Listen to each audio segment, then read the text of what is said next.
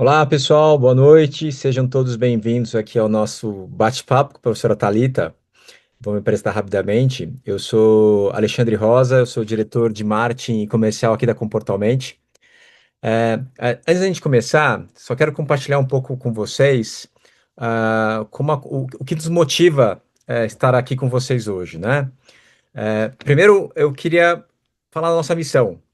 A gente tem como uma premissa muito forte oferecer educação continuada e de qualidade, obviamente, saúde mental, com excelência acadêmica, relevância científica e flexibilidade para todos os profissionais da área. A gente criou um modelo de pós-graduação que integra teoria e prática, permitindo aprendizado aplicável desde a primeira sessão, sem interromper, obviamente, a rotina profissional de todos vocês.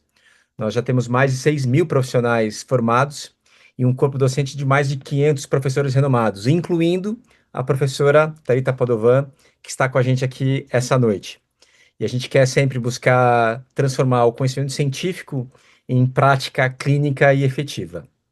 Eu acho que a gente pode referenciar que a professora Thalita é um padrão dessa experiência sólida, visão prática e conhecimento atualizado sobre temas fundamentais para o trabalho clínico e também para a promoção do bem-estar. Professora, seja muito bem-vinda. Obrigado novamente pelo convite, por aceitar o nosso Noite. convite. E a fala está com você, professora. É uma honra estar aqui representando, né, todos os meus colegas, né, como professores, estar aqui auxiliando aqui a Comportalmente e mostrando aí um pouquinho do que é essa especialização que eles estão oferecendo, né? Me coloquei aqui à disposição hoje para mostrar o porquê que é tão importante, o porquê que é uma questão, né, de valores, princípios, é uma missão mesmo, a gente cuida de pessoas e a gente precisa cuidar com muita excelência das pessoas, e para isso a gente precisa se atualizar, a gente precisa buscar, né, novos conhecimentos que têm bases científicas robustas, e é isso que eu quero trazer hoje para vocês. Então, o que que a gente vai ver hoje, né? Como a DBT e a ACT, elas ampliam o repertório clínico e fortalecem a prática terapêutica. Quando eu estava conversando, né, com o pessoal da Comportalmente, eles me perguntaram assim, qual seria um bom tema para a gente fazer no workshop, né? E eu fiquei pensando que eu realmente gostaria de trazer a visão de que toda a especialização para a área da saúde mental, para nós psicólogos, ela é muito útil.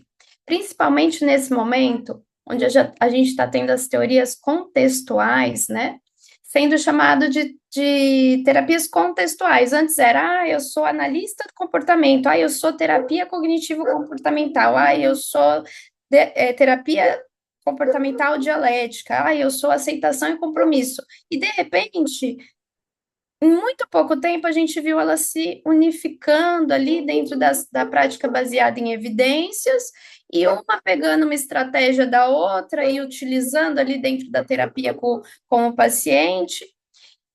Isso me deu o desejo de trazer para vocês com outra perspectiva, a perspectiva de que não é porque eu tenho uma especialização em DBT que eu vou trabalhar com casos extremamente complexos que vão me dar é, medo, insegurança, eu vou ter que me dedicar demais, não é isso que eu quero para minha vida.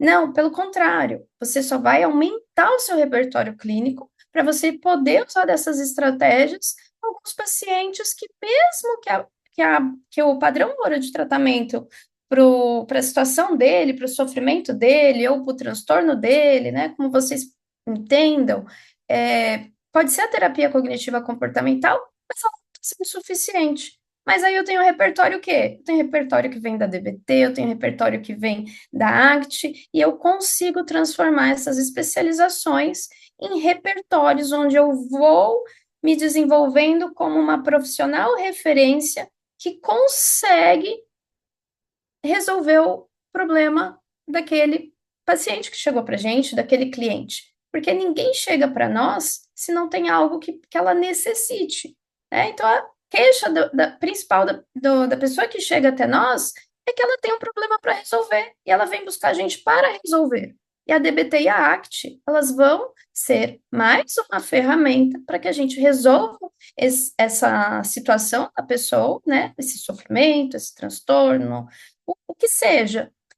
E ela saia do nosso consultório satisfeita, tratada, resolvida, com tudo que ela planejou que ela queria. É como você ir numa loja, você quer uma roupa X e você vai sair satisfeito se naquela loja o que você exatamente gostaria de receber estivesse ali, né? Aquilo que você planejou, que você pensou, que você imaginou para sua vida, estivesse lá para vender.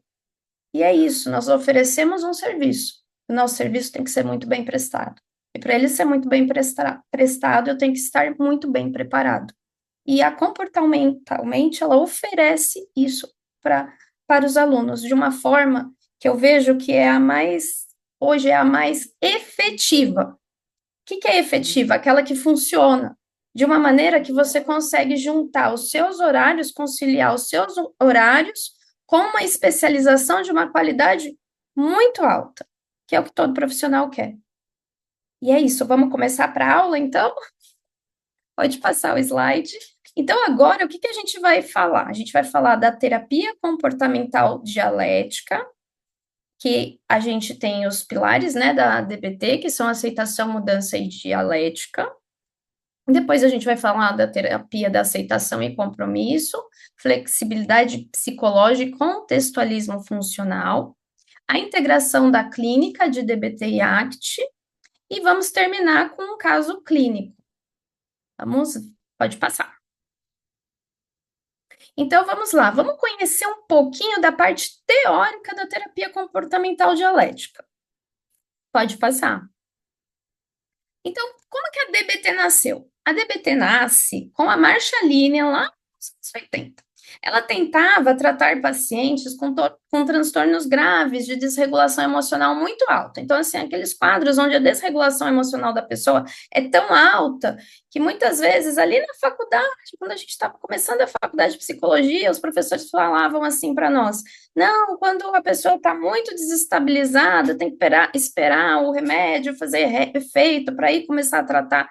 Mas dependendo do transtorno, o medicamento não ajudar, né? O que vai precisar ser feito é começar a terapia ali, como o exemplo do transtorno de personalidade borderline. A gente vai conseguir fazer com que essa pessoa comece a se regular e estabilizar com a terapia. E ela tratava com transtornos extremamente graves de desregulação emocional, muitas vezes a pessoa estava medicada. E o medicamento não fazia sentido mesmo, não fazia sentido, não colaborava em diminuir essa desregulação para ela trabalhar com aquele paciente. Então, ela era uma terapeuta o quê? Comportamental, e ela via que aquelas estratégias tradicionais, que é modificação do comportamento, né, reforçamento, exposição, isso aqui está muito ligado à análise do comportamento, treino de habilidades, né, como a gente tem treino de habilidades sociais, né, na terapia cognitiva comportamental, eles eram até que eficazes, mas eles não se sustentavam a longo prazo, porque os pacientes, eles se sentiam constantemente invalidados. E aí eu vou daqui a pouco explicar essa questão de validação e invalidação. Pode passar. Então ela percebeu algo que era fundamental. Esses pacientes não precisam apenas mudar, eles precisam ser profundamente compreendidos antes de conseguir mudar. O que significa precisar ser profundamente compreendidos? Eles precisam ser validados. O que é ser validado? Quando um paciente chega para nós e fala assim: nossa, você não acredita, eu estou muito magoada, eu estou com raiva, eu estou muito triste, eu estou muito chateada. Isso quando ele sabe identificar e nomear as emoções, né? Eu já estou falando de um paciente que já consegue fazer isso. Você pergunta assim: mas o que aconteceu? Então, eu estava muito chateada no trabalho e vieram perguntar o porquê que eu estava daquele jeito, e quando eu contei o porquê, me chamaram de dramática. O que acontece aí?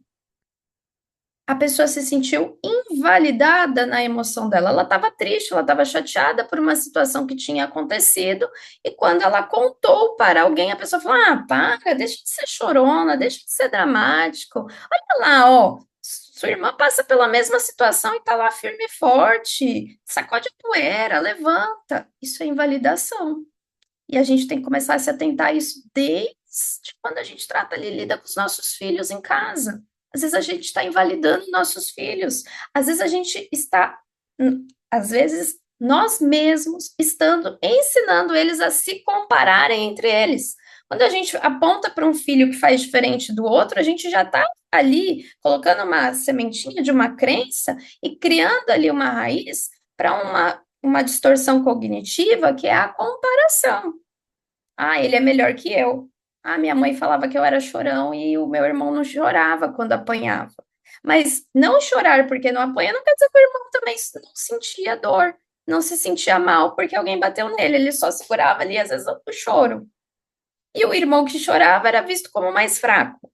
Então, assim, outra questão: dor é dor, não tem menor e não tem maior.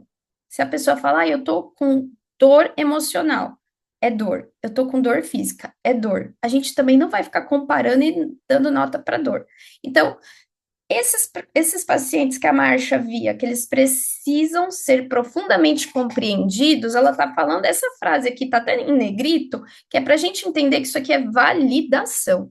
E eu preciso saber o momento exato e o que e onde o meu paciente está precisando ser validado. Porque se eu não for exatamente no local correto do que ele está me falando e validar aquilo que ele está sentindo, se eu não tiver essa expertise clínica, eu vou invalidá-lo, mesmo que eu esteja achando que eu estou acolhendo ou validando. Então, quando a gente fala de validação, é algo que exige de nós uma expertise clínica que vocês só vão conseguir adquirir através de estudo, de uma especialização, de um aprofundamento na abordagem. Isso não acontece numa formação. A formação ela te dá uma dimensão do que é a abordagem.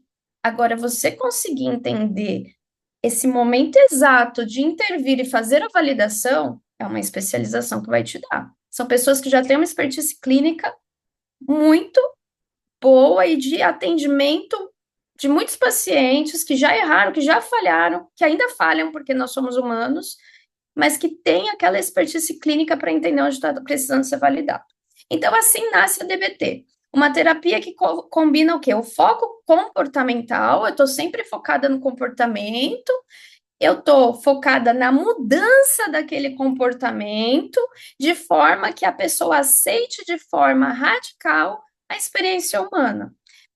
Aceitação radical não é, ah, tá bom, tudo bem, fazer o quê? Não, não gostei, poxa, eu não queria, mas é isso, é que é a realidade agora. Não tem como mudar a realidade. A realidade, o presente é esse.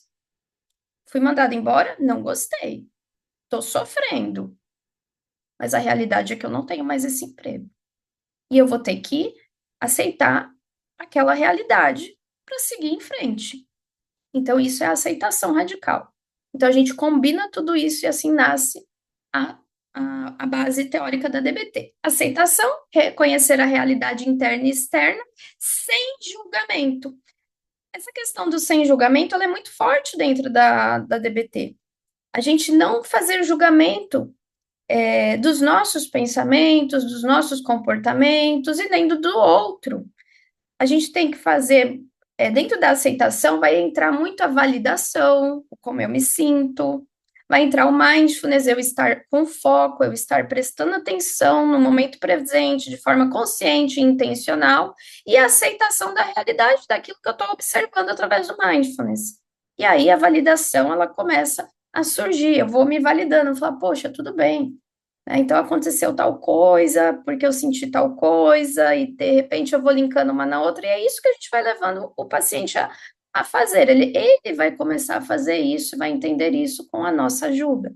Mudança, modificar comportamentos desadaptativos e desenvolver novas habilidades. Então, aqui vai entrar a análise funcional. Por que que eu tenho aquele comportamento?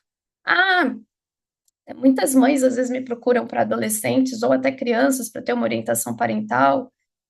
E elas falam assim, ai, porque toda vez que acontece não sei o quê, a criança me bate no meio da rua, grita comigo. Você vai ter que ver, será que é toda vez que ela fala tal coisa ou tem algo mais envolvido? O que está fazendo aquela pessoa manter aquele comportamento? Eu vou dar um exemplo aqui que é meio óbvio, mas é interessante. Não é desadaptativo, ele é funcional, mas ele serve. O que faz todo mundo levantar da cama cedo e ir trabalhar? Qual é a função desse comportamento? Acordar e ir trabalhar. Tem que ter uma função. A função é eu ter dinheiro, eu receber dinheiro para eu sobreviver, para eu pagar minhas contas. Então, todo comportamento que a gente tem, ele tem uma função. Mas a gente está falando de uma função aqui que eu dei de exemplo, que é funcional, é ok. Agora, tem comportamentos que não são funcionais, eles são disfuncionais. Então, comportamentos autolesivos. O que que acontece com esse paciente que ele se corta, que ele se machuca? Eu vou ter que ver por que que ele está se cortando. É o antecedente disso. Por que que esse comportamento dele está se repetindo? Um paciente que falou assim para mim que ele tem ideias de pensamentos, vamos pensar em pensamentos, não vamos para ideação, não. Pensamentos de suicídio. Aí você começa a analisar, né? Você vai fazer aquela investigação para ver se é só um pensamento, se não é uma ideação, você vai ficar mais alerta. Aí você começa a ver que aquele pensamento vem sempre que algo acontece na vida dele que se repete aquele acontecimento. Ele é um acontecimento padrão, ele é sempre muito parecido, ou ele é igual. Então eu vou entender que o comportamento de me machucar, ou o comportamento de planejar um suicídio, ou já o desejo começar a pensar em fazer alguma coisa, é porque algo ali, né, na função daquele comportamento, me fez pensar em morrer ou em me machucar. Porque, deixa eu explicar aqui uma coisa, que talvez quem é da TCC deve estar perdido nesse momento. Dentro da DBT, quando a gente fala em comportamento, a gente tem dois tipos de comportamento: comportamento público e comportamento privado. Comportamento público é todo aquele comportamento que eu posso ver, que no caso, para quem vem da TCC, não é bem assim, mas eu vou explicar dessa forma para ficar didática, aquele que a gente divide, né? Pensamento, emoção, comportamento, seria o comportamento. Comportamento privado seria o pensamento e a emoção. Então, na DBT, a gente não divide em pensamento, emoção e comportamento. A gente fala tudo comportamento. Tudo é comportamento, inclusive pensamento, inclusive emoção. É comportamento público e comportamento privado. E dentro do comportamento, sempre a gente vai ter que entender a função que aquele comportamento daquele paciente está trazendo para a gente entender qual é a função para a gente começar a modificar. Através de quê? Reforçamento positivo, treino de habilidades, e vai vir um monte de coisas que vocês vão ficar, ó, aprender muito na especialização. Nós temos a dialética, onde a gente começa a. Isso serve muito para pacientes que são inflexíveis. A gente vai unir os opostos e buscar uma síntese entre as contradições. É o equilíbrio entre a firmeza e compaixão, entre aceitar e desafiar. A dialética, ela é o coração da DBT. É a lógica do ambos e, não do ou. É quando a gente pensa assim, tá, vou dar um exemplo que aconteceu comigo. É brincadeira também. Tudo aqui eu vou levar na brincadeira, mas eu vou levar para uns exemplos mais do cotidiano, da vida, leve, para a aula ficar gostosa. Eu sou palmeirense fanática. Meu marido é santista fanático. Sábado teve jogo do Palmeiras com o Santos na Vila Belmiro. E eu fui porque meus filhos também são torcidas divididas aqui em casa. Eu saí arrasada e saí feliz porque eles estavam felizes. Percebe? Eu usei o e. Eu posso sentir duas emoções ao mesmo tempo. Eu estava arrasada com aquela derrota. E saí feliz, porque eles estavam felizes. Então, eu posso sentir emoções distintas ao mesmo tempo. Eu posso estar, eu posso ter problemas com o meu pai, ter passado por situações difíceis com o meu pai e posso amar o meu pai. Porque muitas vezes os pacientes vão chegar com um problema desse para você. Eles vão chegar com alguma situação familiar muito pesada e eles vão estar lutando porque eles não querem amar aquele pai, ou eles não querem amar aquela pessoa que fez algum mal para ele e que faz parte da família dele que ele ama. Então, assim, a gente vai ter que começar a trabalhar essa dialética na vida deles, mudar essa perspectiva, né? Não tem dois lados, a gente pode ter o meio do caminho também. E entra o meio do caminho também nessa questão da dialética. Então, a gente pode dizer que ele pode odiar a dor e ainda assim aprender a tolerá-la. Daí a gente já está falando mais da questão de habilidades. Que gosta de dor, gente? Se vocês me levantarem alguém aqui e falar sim, sim, no chat aí do YouTube e falar, eu gosto de dor, eu vou falar, opa, por que você gosta de dor, né? Ninguém gosta de sentir dor física, dor emocional. Não é bom, não é agradável, é desconforto.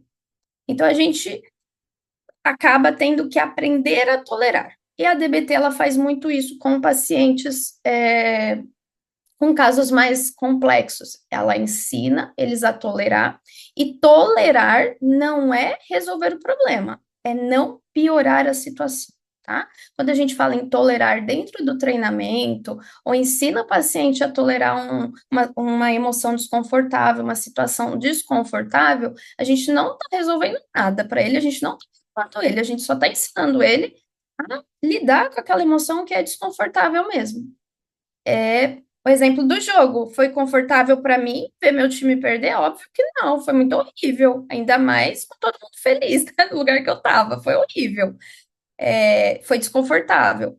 Mas eu não ia piorar as coisas, sair gritando o nome do meu time ali e apanhar de alguma torcida ali de uniformizado. Então, percebe? É não piorar a situação, sair quietinha ali, né, lidando com a minha emoção ali que estava desconfortável. Por outro lado, tinha outra emoção ali que eu olhava e que fazia eu regular e balancear tudo. Então, é o equilíbrio. Então, lembre-se do exemplo que eu dei da questão aí do eu não gostei do que meu pai fez comigo, não foi justo o que meu pai fez comigo, e mesmo assim eu amo meu pai. Eu não fico no mais, mais, mais. Então, a DBT, ela também vem, agora eu vou explicar a parte do, não é conceito que eu vou, é estrutura. A estrutura da DBT, ela é organizada em 4 pilares estruturais que se retroalimentam. A gente tem a terapia individual, que é um pouquinho do que eu estava falando aqui atrás, onde a gente faz análise funcional, análise em cadeia, que também vocês vão ver na especialização, vão aprender a fazer formulação de caso. Gente, tem milhões de coisas. Isso aqui que eu tô fazendo, olha, o workshop hoje, ele é uma resenha, ele é um resuminho de tudo, né? Bem, tem nem 1% de tudo que vocês vão aprender.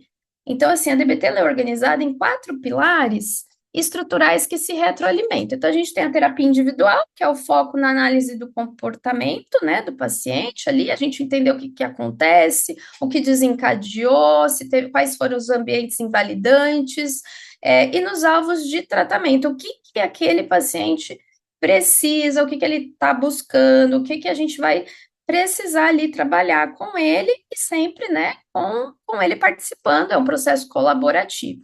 Treinamento de habilidades, onde a gente percebe uma necessidade do paciente de ir para um treinamento em grupo e a gente faz esse encaminhamento. Dentro do treinamento de habilidades, eles vão ter um ensino direto das habilidades comportamentais, geralmente esse treinamento dura 6 meses. Tem algumas pessoas especialistas em DBT que elas montam somente treinamento de habilidades e formam os grupos. E elas fazem a DBT dessa forma, sendo treinadores de habilidades, e aí eles vão se comunicando com o terapeuta individual para dizer, olha, nós estamos no módulo X, seu paciente está vindo direitinho, seu paciente faltou, eles vão deixando a gente sempre sabendo o que está acontecendo, para a gente ampliar depois o repertório daquelas habilidades com o paciente. Ao mesmo tempo, se alguém aqui está pensando assim, mas eu não quero trabalhar com um público grave, com muito complexo, você pode até não querer trabalhar. Porém, se você precisar usar essas habilidades para um outro paciente, para flexibilizar um comportamento mais rígido, né?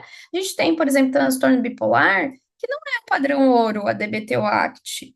O padrão ouro de um transtorno bipolar é a terapia cognitiva comportamental. Mas quem que já teve algum paciente que tem transtorno bipolar e tem uma inflexibilidade cognitiva que você faz de tudo já? Você já leu todos os livros, você já tentou de todas as ferramentas da TCC e você não consegue fazer a reestruturação do pensamento daquele paciente, aquele paciente ruminador, que as emoções ciclam, parece que fica ciclando o dia inteiro, né? Fica naquela dificuldade o dia inteiro, parece uma pessoa com alta desregulação emocional, porque acontece, tá? Não é só no transtorno de personalidade borderline, não. Nós temos alguns casos de transtorno bipolar que a pessoa, ela fica o dia inteiro com aquelas emoções ali à flor da pele.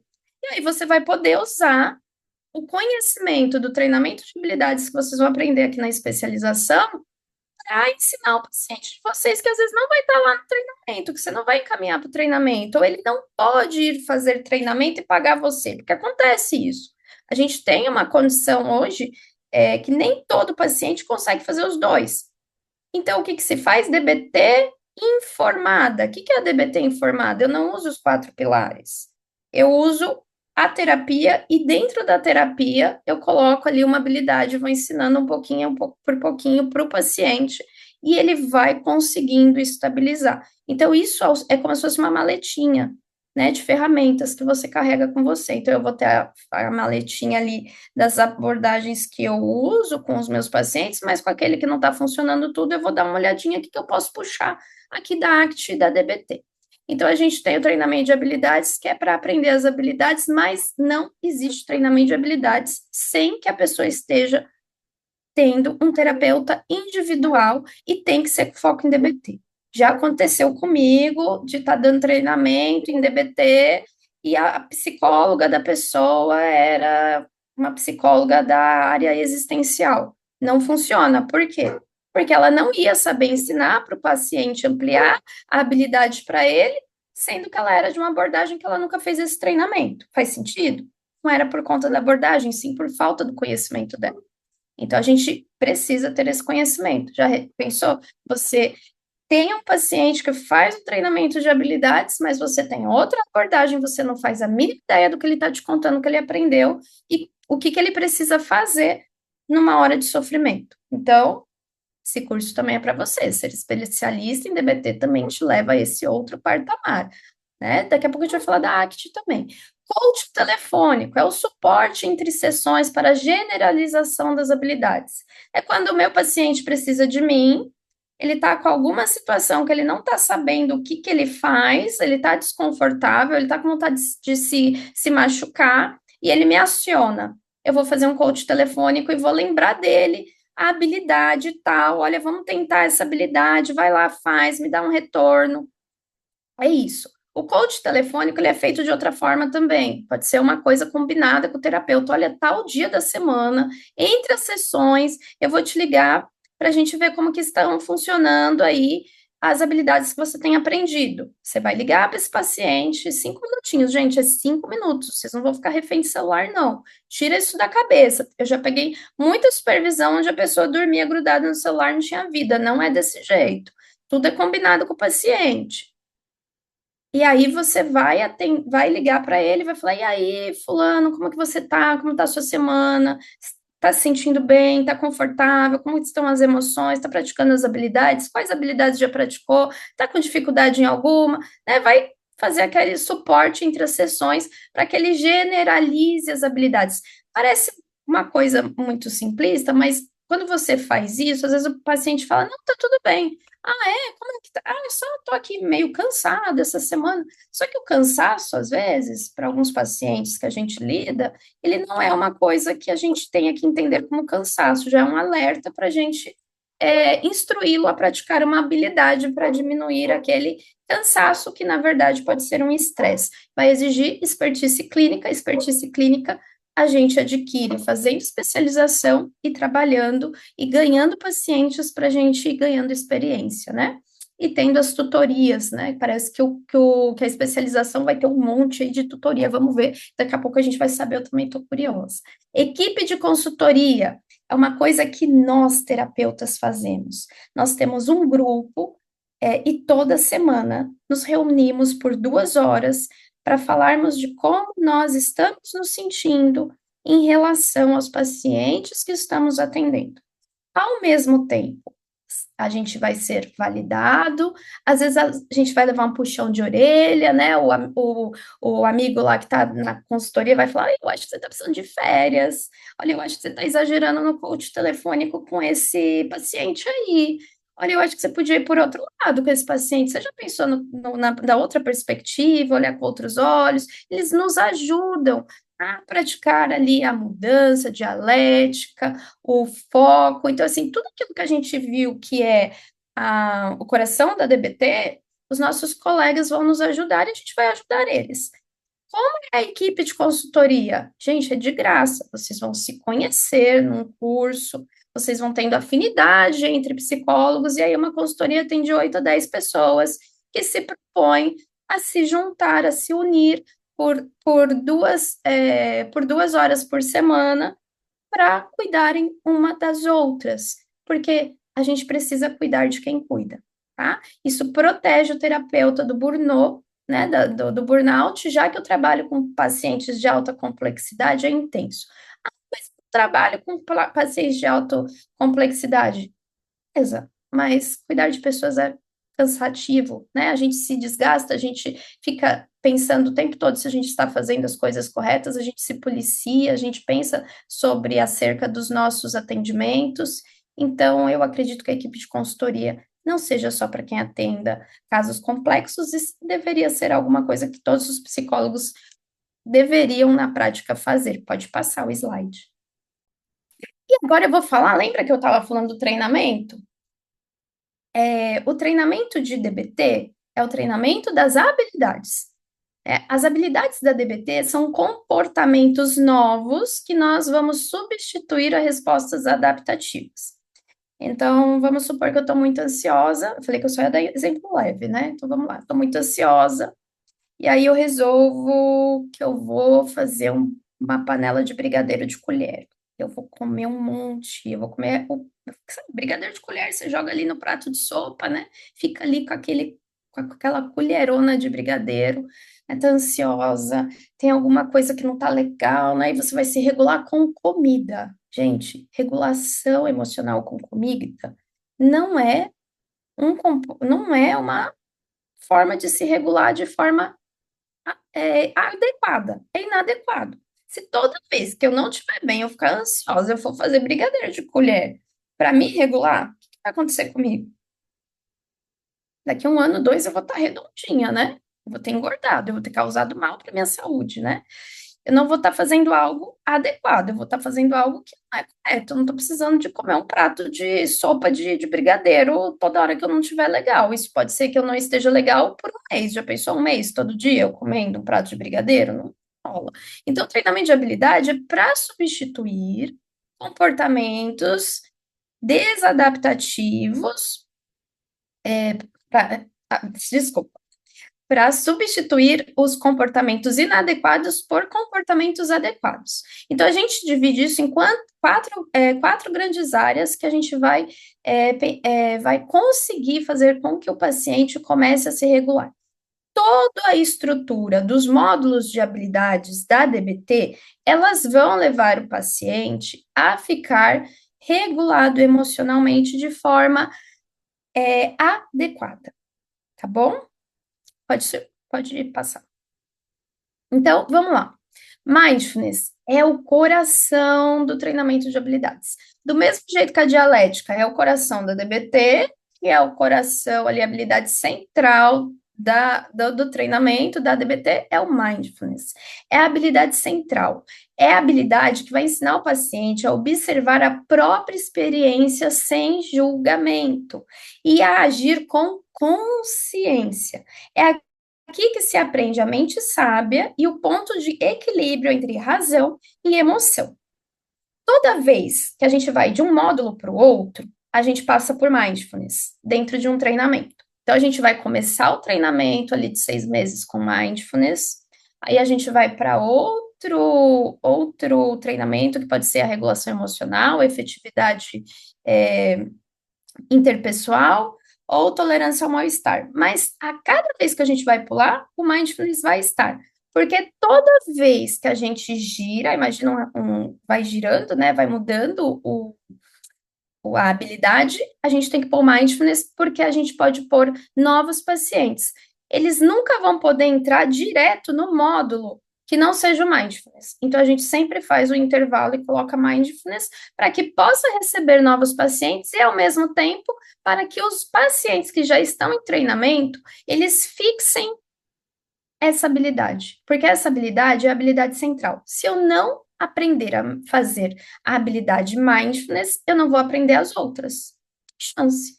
Não vou conseguir fazer as outras, tá? Então, é a habilidade central. Então, eu acho muito importante vocês terem essa.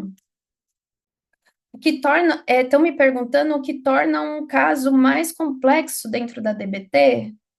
Quando você tem um, pessoas com alta desregulação emocional, ideação suicida, transtorno de uso de substâncias, tudo que coloca a pessoa em risco de vida ou que ela não quer mais viver, esses são os casos complexos na DBT, tá? Pessoas que não têm mais sentido para viver, né? Pessoas que você vai praticamente entrar dentro do inferno, pegando fogo e tirar ela lá de dentro. É isso que a Marshalinian fala. Então, quando vocês pensarem em caso complexo da DBT, vocês vão pensar pessoas que já desistiram de viver. Isso é muito forte, né? Esse é o caso complexo dentro do que a gente chama de DBT, tá? Espero ter respondido a pergunta. Outra habilidade, tolerância ao mal-estar. Lembra, o paciente entrou no treinamento, aprendeu mindfulness. Agora ele entrou em tolerância ao mal-estar. Trabalha a sobrevivência emocional em momentos de crise. Ensina estratégias de contenção, distração saudável e aceitação radical. Vamos pensar que eu tô ansiosa e pensei lá na panela de brigadeiro, né? Mas eu fiz o treinamento, eu tô fazendo tratamento bonitinho, né? Eu tenho que tolerar aquela minha ansiedade. O que eu posso fazer ali que vai me ajudar? Eu vou pensar em estratégias de contenção. O que é estratégia de contenção? De me conter a não ir lá fazer o brigadeiro e comer o prato inteiro de brigadeiro. Gente, eu tô dando exemplos muito leves, tá bom? Tô dando exemplos leves, porque assim, a gente vai pegar pacientes que a gente vai conseguir trabalhar esses exemplos com eles na terapia. Como eu falei, não precisa focar nos complexos e graves, a gente consegue levar para os transtornos, por exemplo, a obesidade. Você imagina uma pessoa que está trabalhando, te procurou porque ela quer fazer um tratamento multidisciplinar para emagrecer? Porque ela é ansiosa e ela percebe que a ansiedade leva ela a comer muito, se eu consigo pegar essas habilidades aqui, do mindfulness, da tolerância ao mal-estar, eu consigo ajudar esse paciente e ele nem está tentando morrer, ele nem está querendo acabar com a vida dele, percebe? Então, olha o quanto é rico a DBT, né? Então, a gente vai trabalhar a sobrevivência emocional no momento de crise. O que a gente chama em crise na DBT é quando o paciente está pegando fogo. E o pegar fogo, eu não posso. Lembra que eu falei que a gente não pode ficar diminuindo a dor de ninguém, que dor é dor? Eu chegar para vocês e falar assim: olha, eu tô com 100 quilos, eu quero emagrecer, eu tô arrasada, eu tô me sentindo a pior pessoa do mundo, porque eu como um prato de brigadeiro toda hora que eu me sinto mal, e a outra pessoa tá querendo acabar com a vida dela, eu não vou comparar essas dores. Não tem como comparar, porque tá na pele de cada uma. Ela tá com dor, ela tá com dor. As duas estão com dor. Eu tô aqui para resolver o sofrimento das pessoas. Cada uma com a sua intensidade, obviamente, né? Eu vou ter ali o controle da intensidade de cada uma. O que for preciso para uma, eu vou fazer. O que for preciso para outra, eu vou fazer. Mas a gente não vai comparar dor. Então, assim, eu vou usar estratégias de contenção, distração saudável e aceitação radical. A ideia é clara. Se você não pode mudar o momento, precisa aprender a suportá-lo sem se destruir. O exemplo do brigadeiro pode parecer um exemplo bobo, mas ele é destrutivo. Se ele for repetitivo, se toda hora eu estiver fazendo, ele vai estar destruindo o quê? O meu corpo. Eu vou estar, né, fazendo mal para minha saúde, vou estar, de repente, com a minha baixa autoestima vai estar lá embaixo, eu vou já começar a não querer ver ninguém, já vou começar a me isolar, eu também vou começar a adoecer em outras áreas. Então, é se autodestruir também. Quando a gente fala em compulsão alimentar, também é uma autodestruição. Impulsividade, uso de drogas, bebida alcoólica, abuso de substâncias, como remédios, às vezes tem pessoas que fazem abuso de substâncias. Quem perguntou aí dos casos complexos é outro transtorno grave que eu atuo, tá? Uso de substâncias, pessoas que tomam muito medicamento, né? Eu tive uma paciente que ela tomava eu não lembro agora o nome do medicamento, o princípio ativo, mas era o Stilnox, que agora virou até tarja preta, né? Você só compra ele com a receitinha azul agora. E ela tomava ele o dia inteiro, gente, igual o barrinho de tic-tac. Ela tomava mais de 50 comprimidos dele por dia. Um medicamento que era para induzir o sono, né? Uma coisa que era para tomar um comprimidinho antes de dormir. Ela ficou viciada naquilo e a gente teve que fazer uma redução e teve que usar das habilidades de tolerância ao mal-estar, que era não piorar a situação, porque que interessante que eu lembrei. Esse caso é bem interessante porque ela fazia uso dessa substância, ela ficava sedada, então ela ficava parecendo que ela era sonâmbula, ela era obesa, ela pedia comida pelo iFood sem perceber, ela comia a comida que ela podia pro iFood e ela ia dormir sem. E ela só se dava conta que ela tinha comido um monte depois que ela acordava no dia seguinte. Essa paciente foi uma paciente que eu, que eu tratei com a DBT, porque mesmo sendo um caso que me procurou por conta da obesidade, depois eu descobri a questão do uso da substância. Essa é uma informação muito importante. Muitas vezes o paciente chega para você e fala: eu fui encaminhada para você porque eu tenho ansiedade. Fui encaminhada para você porque eu tenho toque. Aí eu fui encaminhada para você porque eu tô com depressão. Só que no dia a dia, você tá ali com o paciente toda semana, você vai, de repente, percebe que não é só aquilo. Tem algo a mais. E essa paciente foi um caso clássico desse. Ela me procurou para emagrecimento. E aí, dentro das sessões de terapia, eu fui percebendo que tinha ali uma outra situação muito pior para a gente tratar primeiro, porque a gente vai tratando por hierarquia. Expliquei para ela que o problema era ela ficar sonâmbula, né? A gente precisava diminuir aquele uso de substâncias para ontem, para aí a gente conseguir resolver os outros problemas. Hoje ela tá, ó, maravilhosa, gente, magrinha, sem tomar nenhum remédio, tá com outra vida. Aqui estão me perguntando, o desenvolvimento de habilidades envolve algum tipo de estratégia de redução de danos? Então, exemplo, em vez de comer um prato de brigadeiro, aprender a comer um quadradinho de chocolate, é isso? É isso. E assim, a gente não usa muito o termo redução de danos, mas o mindfulness você pode fazer com comida. Existe um mindfulness eating.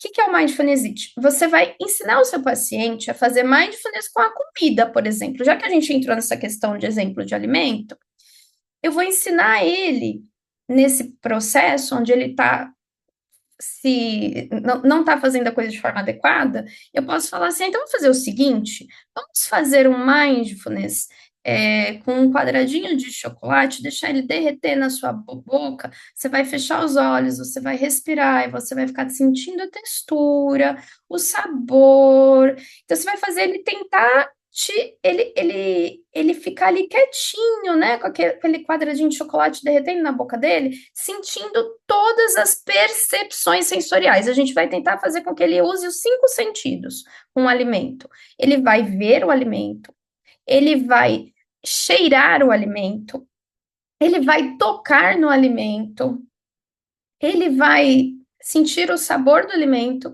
e ele vai ouvir o barulho do croque-croque, se for crocante. Ele vai ouvir barulho, né? A gente quando come faz sons. Se está derretendo, ele vai perceber se tem algum som, qual é o som que ele está fazendo, se de repente é de prazer, porque está derretendo. E quando a gente faz isso de forma no mindfulness, para emagrecimento, tá? Especificamente para emagrecimento, eu consigo fazer com que aquele paciente vá diminuindo a quantidade de comida. Então, mindfulness eating também é uma estratégia, tá? Mas isso está dentro mais de uma coisa que a gente fala, é mais para pacientes de emagrecimento mesmo. Mas está dentro da DBT, eu tenho que tolerar o mal-estar também. Não adianta eu ir lá comer um quadradinho de chocolate, daqui 5 minutos passou lá o gostinho, eu vou pegar outro e quando eu ver eu comer a barra inteira. Então tem que ser a DBT ali bonitinha, você sabendo bem formular um caso, entendendo o contexto, a função que aquele comportamento de necessitar desse brigadeiro tem, é ansiedade mesmo, ansiedade por quê, da onde vem essa ansiedade, qual é o pensamento que está trazendo essa ansiedade, ou qual é a ansiedade que está te levando a ter um pensamento. É isso que a gente tem que ter, tá, gente? Tem que ter esse domínio por conta disso. Vamos fazer o seguinte: como eu cheguei na segunda habilidade do treinamento, eu vou deixar a Isa agora falar com vocês para eu tomar uma aguinha aqui. Pode ser, Isa? Eu vou estar apresentando aqui para vocês, gente. Antes de mais nada, vou me apresentar, né? Eu sou Isabela do Lavô, sou gerente comercial da Comportalmente. E estou interrompendo aqui a aula da nossa maravilhosa Thalita para poder estar falando um pouquinho sobre o curso, né, que a gente está atualmente, que é a pós-graduação em DBT e ACT, onde vai estar reunindo todo o repertório que vocês precisam saber sobre as abordagens para poder conduzir tratamentos do mais simples ao mais complexo, como os que a Thalita está trazendo aqui em relação à complexidade, mas também diferentes contextos, né? Inclusive o módulo que ela mesma ministra na pós é falando sobre diferentes contextos, DBT para casais, DBT para infância, DBT para adolescência. Então a nossa pós ela vai do mais simples ao mais complexo. E aí eu queria mostrar um pouco para vocês como é a estrutura dela para que vocês possam conhecê-la melhor e também como vocês poderiam estar se fazendo a matrícula nela, até quando, quais as condições de desconto e tudo mais. Então vamos lá. É, Aqui tem a nossa página do curso, né? E tem alguns dos nossos professores, a gente encontra com imagens muito ilustres, como a Andresa Erler, a Michaele Saban, a Marcela Bon, a Thalita está aqui também com a gente, a professora Kátia Beal, Wilson Mello. E o curso ele é exclusivo para psicólogos e psiquiatras, então ele traz muito da prática clínica do psicólogo e do psiquiatra, mas o nosso foco é a prática terapêutica, né? Então, apesar da DBT ela ter essa equipe multi, o nosso foco dessa pós é realmente na clínica, focado para o atendimento terapêutico do psicólogo e do psiquiatra. Então, o início dessa pós ela é imediato, então você se inscreve e já recebe o acesso pelo seu e-mail. As aulas e os materiais eles são liberados semanalmente de forma estratégica para que vocês consigam acompanhar bem os conteúdos e participem das tutorias ao vivo de forma muito bem integrada com todo o conteúdo, com os demais alunos da turma. Então, vocês vão ter acesso a tutorias também de treinamento clínico, onde nessas tutorias vão ser abordados casos clínicos, como os que a Thalia está trazendo, por exemplo, formas de formulação de caso, como resolver, intervenções possíveis. E também é possível levar dúvidas para tirar sobre seus próprios casos, né? Então, da sua clínica também, como uma supervisão, apesar de não ser a proposta inicial. Além de tudo, você também vai estar contando com um corpo docente muito renomado, de referência nacional e internacional, que vão estar trazendo diversas óticas sobre as duas das abordagens. Então, aqui vocês conseguem conferir o conteúdo programático, que, como eu falei, vão desde os fundamentos da base teórica, história das terapias cognitivas, das terapias comportamentais contextuais, princípios filosóficos, quais são os fundamentos da DBT, da ACT, como fazer análise funcional e avaliação de processos, formulações de caso, planejamento terapêutico. Então, o beabá mesmo para vocês iniciarem nessas abordagens com segurança. Então, como a Thalita falou, vocês precisam ter conhecimento técnico para estar podendo conduzir casos como qualquer caso, na realidade, né? Então, é preciso que vocês tenham o conhecimento desde a base teórica para que possam, enfim, aplicar técnicas e se apropriar mesmo do conteúdo. Então, aqui, que a professora vai falar mais à frente, a POS traz, além de tudo, das duas abordagens separadas, a integração entre a DBT e a ACT na prática clínica. Como é a interseção entre elas? Como é que a gente pode fazer modelos híbridos de intervenção? protocolos aplicados, estudos de caso que poderiam ser usados a ACT e a DBT ao mesmo tempo, estratégias para esse manejo. Então, é bem focada mesmo, tanto no diálogo entre as duas abordagens, quanto também nelas individualmente. Além disso, a gente tem aplicações clínicas específicas, como transtornos alimentares e comportamento alimentar, que, como a Thalita trouxe, é uma queixa frequente na clínica e uma queixa onde dá para aplicar muito bem. A DBT e a ACT também, afinal de contas, tem muito de interseção entre elas, né? A questão do mindfulness, por exemplo, é algo que dá para trazer em vários casos, tanto na DBT quanto na ACT. Então, a gente vai estar falando também sobre transtorno de ansiedade, TEA, TDAH na adolescência e na vida adulta, que é uma temática muito bem requisitada hoje e que a gente aborda com muita excelência, modéstia à parte.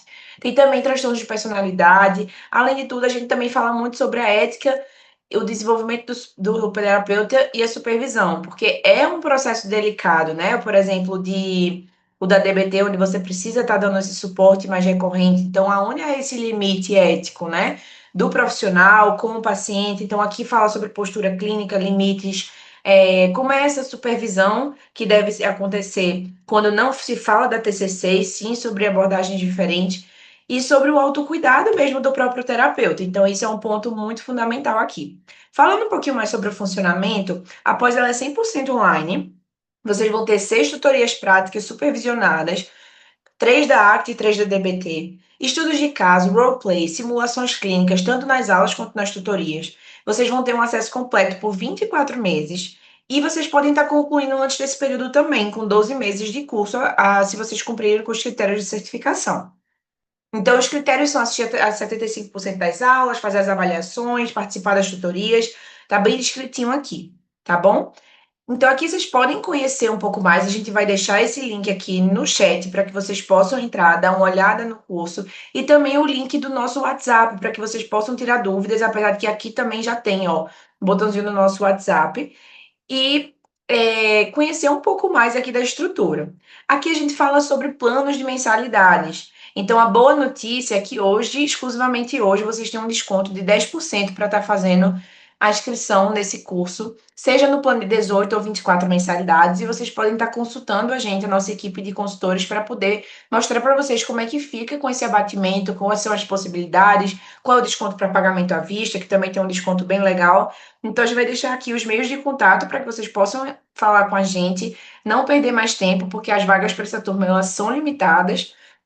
A gente já está com mais de 200 alunos, então a gente está aí tentando ainda achar mais vagas para o pessoal participar, então não perde tempo, porque também a gente não sabe quando é que vai ter a próxima turma, e sabe que essas duas abordagens têm sido cada vez mais comprovado que são muito eficazes na clínica, que são demandantes, que têm demanda para elas, e que a gente precisa se especializar cada vez mais. Então eu conto com vocês, não percam essa oportunidade, tá? E continue aqui com a gente na aula para conhecer um pouquinho mais sobre o que a gente vai estar abordando na pós. Afinal de contas, vocês têm o privilégio de estar tendo esse contato aqui diretamente com uma das professoras do nosso corpo docente, que, como vocês podem ver, ministra a aula muito bem.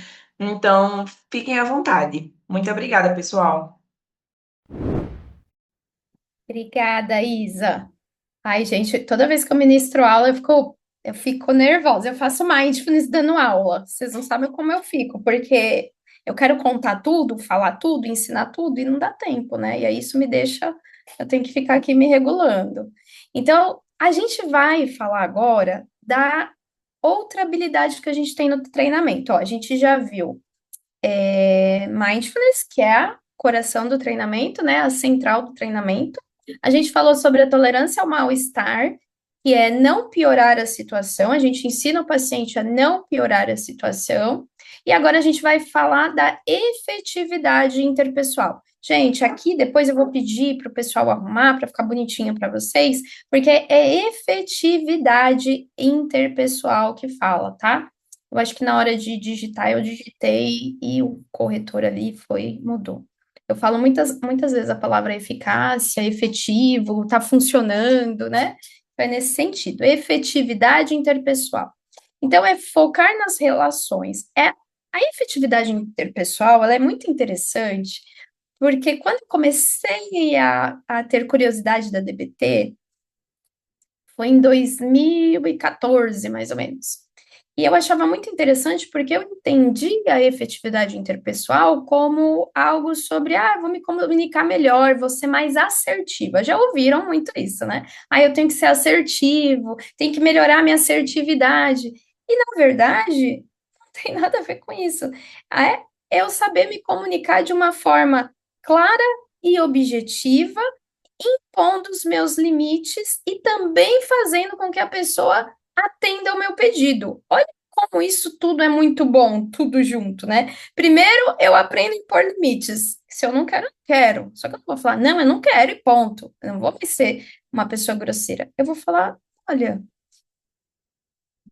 sinto muito, estou muito feliz, muito honrada de você estar me convidando para ir comer pizza com você hoje, mas infelizmente eu não posso ir, né? Vamos deixar para outro dia que eu estiver mais disposta, vai ser até mais agradável. Pode ser?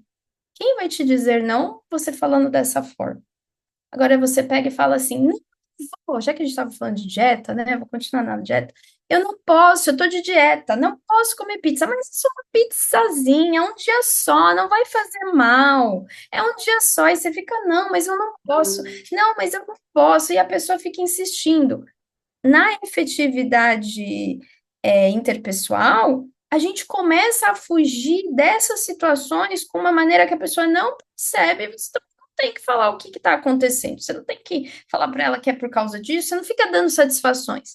Você vai lá e fala de uma maneira bem educada, bem gentil. Então, a gente vai colocar, eu falo isso muito nos treinamentos, a gente coloca palavras de afetividade, palavras amorosas, palavras gentis. A gente vai combinando isso tudo dentro de uma frase, com várias palavrinhas ali que são enfeitadinhas, mesmo com esse propósito, da pessoa ficar sem graça de ser insistente com você. E aí você impôs um limite. Você já disse que não, de uma forma diferente, mas foi de uma forma gentil, afetuosa, que a pessoa não teve como insistir com você.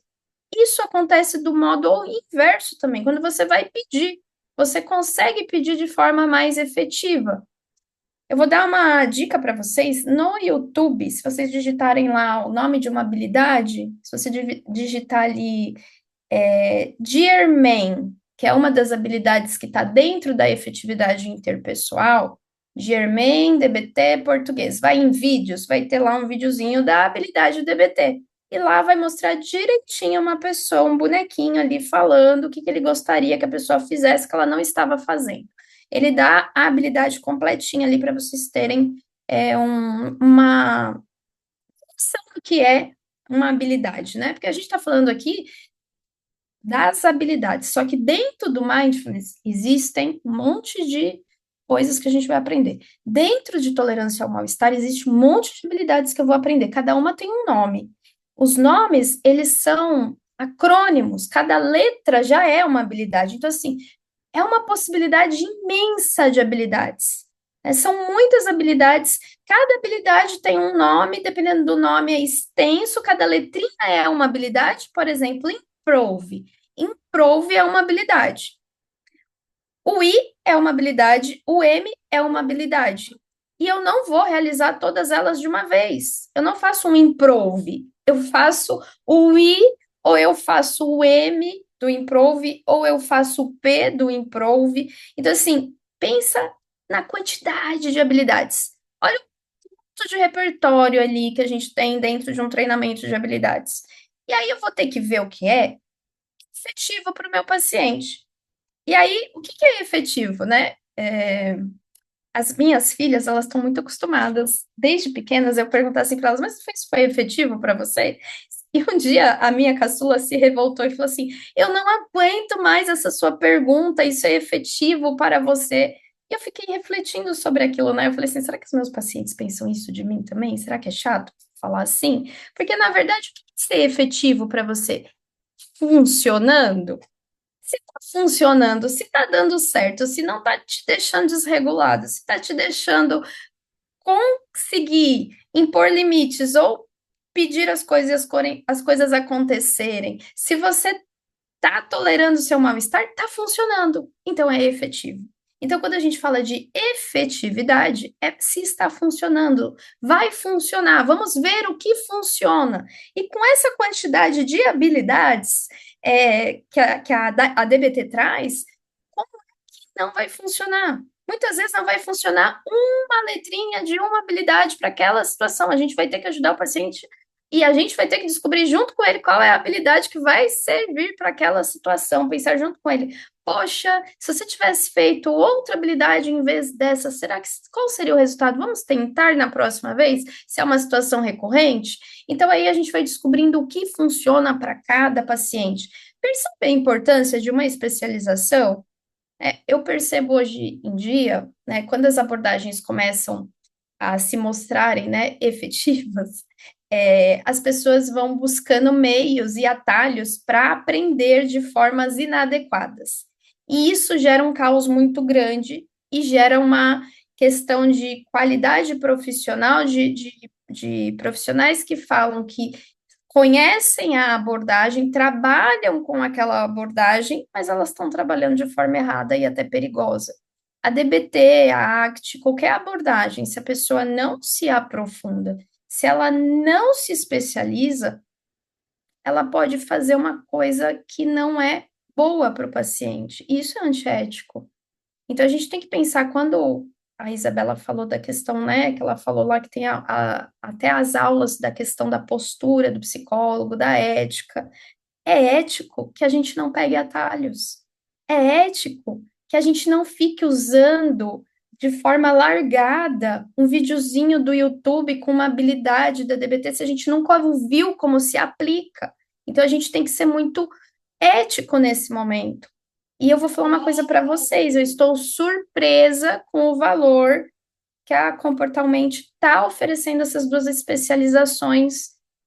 O valor é sensacional. Não paga uma formação de uma delas. Formação, tá, gente? Formação, que formação não te dá nada. Formação é ladeira abaixo. Você pensa que você vai fazer alguma coisa com o paciente, você até começa a engatinhar, mas você não tá, quando você faz a especialização, você quer entrar debaixo da mesa e falar, ai, que vergonha, eu fiz umas coisas erradas ali. Então, assim, não peguem atalhos. O que eu estou mostrando aqui é muito pouco perto do que vocês vão conhecer de DBT. É muito pouco o exemplo que eu estou dando aqui. Assim, a minha cabeça borbulha quando eu estou dando aula, porque, assim, é muito difícil para mim tentar ser sucinta numa coisa que tem tanto repertório para entregar para vocês, tanto conteúdo para ensinar para vocês. E é por isso até que eu fico um pouco agitada, fico um pouco ansiosa, tenho que me concentrar.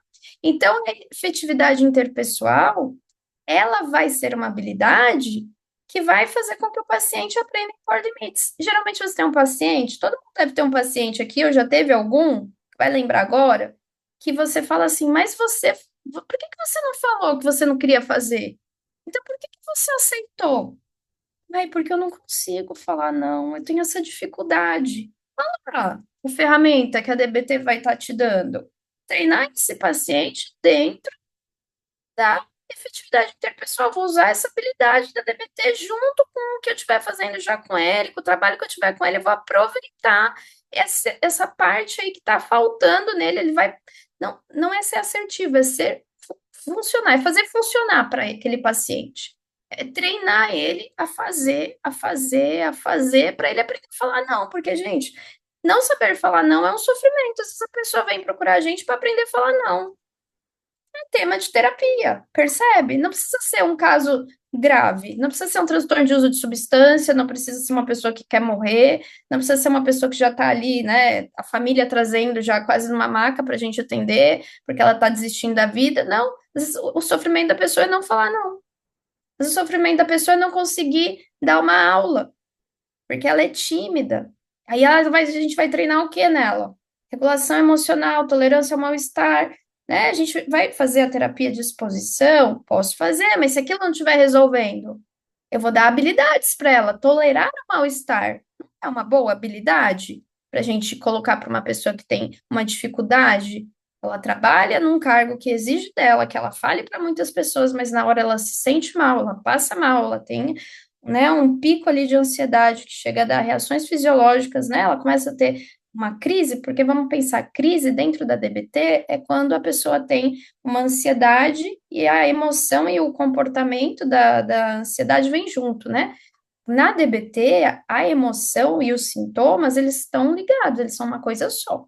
Então, se eu tô com taquicardia, porque eu tô ansiosa, eu estou sentindo a emoção ansiedade. E a taquicardia já faz parte dessa emoção, eu não separo como sintoma da emoção. A emoção já vem carregada com o biológico, né? Já se funde ali, validação emocional, mas vulnerabilidade biológica, tá tudo ali misturadinho para os componentes da desregulação emocional acontecerem, tá? Isso é outra coisa interessante aí para dizer. Vamos passar para a última parte do treinamento? Eu acho que eu falei todas, então, né? Bom, em cada intervalo daquelas, iria entrar o mindfulness, tá, pessoal? A gente sempre entra no mindfulness quando tá fazendo treinamento. Quando é treinamento, que é diferente de terapia individual. Então, a DBT, ela é uma terapia comportamental que é baseada na aceitação, porque eu preciso aceitar a realidade como ela é, parar de ruminar o que não deu certo. Ou para parar de sofrer muito e sentir muito de forma emocional aquela situação que aconteceu. E para isso eu vou ter que trabalhar a aceitação. Aceitação voltada para a mudança. A hora que eu aceito o que aconteceu e que não tem como aquilo mudar, não tem, né? Não tem como mudar aquela situação, é uma situação que não tem como mudar, já foi, é passado, passou. Eu tenho que viver no presente, então eu tenho que aceitar que o que eu tenho aqui agora é isso, aí eu consigo mudar. E aí eu sou guiada pela dialética. Lembra da dialética? Eu posso ter ficado muito triste com o que aconteceu comigo e agora eu vou seguir minha vida por esse rumo aqui. E vai dar certo o que eu vou fazer. E eu tenho novos planos. E a gente vai acrescentando um monte de. Quando o paciente vai tendo ideias, a gente vai botando um ezinho lá, vai construindo a frase com ele cheio de ezinhos. Não é mais, porém, e, se, nada disso, é e. Eu passei uma situação horrível e eu sofri e foi difícil e eu consegui me reerguer e agora eu vou fazer tal coisa e agora eu vou fazer tal coisa e agora eu estou conseguindo me distrair e agora eu estou conseguindo e assim vai indo, tá? Então essa postura ela exige um estilo muito validante, compassivo e diretivo ao mesmo tempo. Agora, você percebe que o terapeuta ele tem que sustentar um paradoxo. Quando eu falo eu passei por uma coisa muito ruim ali atrás. E eu tenho que virar para aquele paciente e falar assim: mas dá para você continuar, dá para você seguir, vamos mudar, vamos, né, fazer de outra forma, vamos fazer isso valer a pena, essa vida valer a pena. Porque tolerar o sofrimento, né, que ele tem é muito difícil. Mudar o comportamento que ele faz, que faz ele sofrer também é muito difícil.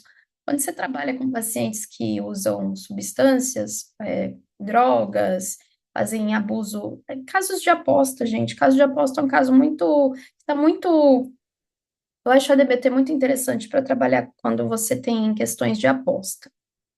Eu estou tendo muita demanda de pessoas com apostas. Infelizmente, as apostas estão trazendo muito problemas para a saúde mental. Eu fico até chateada porque eu lembro da dor dos meus pacientes. Nesse momento, eu me lembrei aqui da dor dos meus pacientes.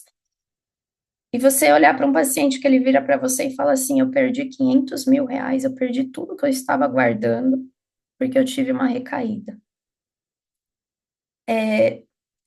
Você imagina como que você, como terapeuta, sustentaria esse paradoxo ouvindo ele te falar isso na sessão?